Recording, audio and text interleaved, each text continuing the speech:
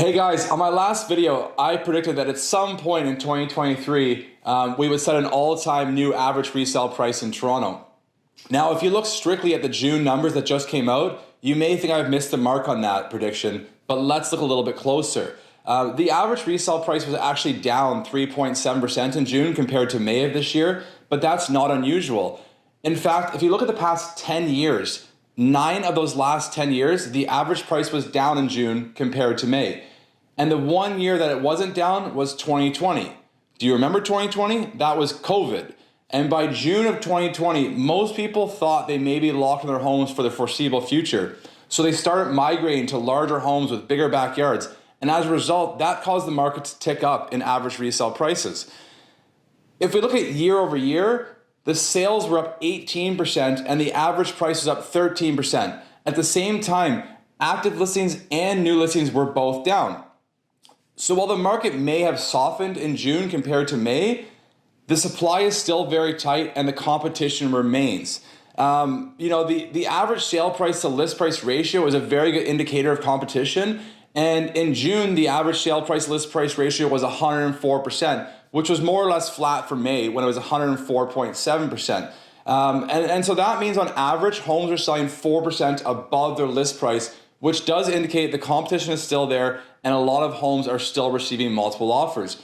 If you zoom in a little bit closer and just look at the semi-detached market and the attached row house market, that sales price to list price ratio was actually 110 and 111%, which again illustrates there's strong competition in that typical Toronto 3-bedroom home, those semis and row houses in that $1 to $1.5 million mark. That's where you'll find the most competition.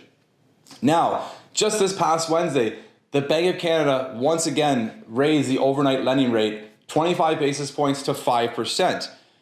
Throughout July and August, historically the market always slows down. So this newest rate hike will just, further stifle the market throughout the summer. But I think long-term won't have a huge impact on the market. The inflation numbers came out in June and they were down. The inflation was down at 3.4%, which was lower than most economists had expected. And it's a very good sign.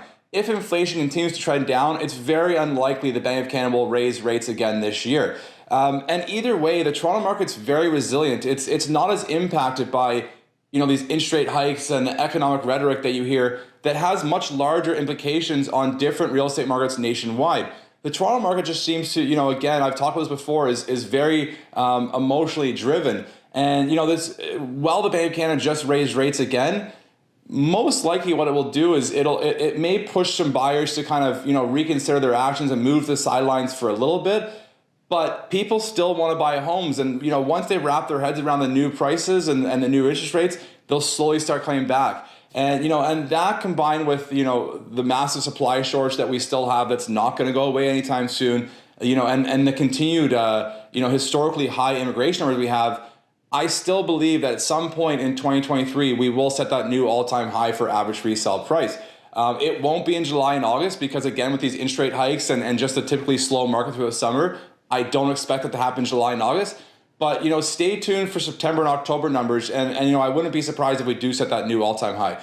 So I will keep my eye on the market. I will report back to you again in a month or so. In the meantime, enjoy your summer. Have a great time with your friends and family, and we will talk to you soon. Bye.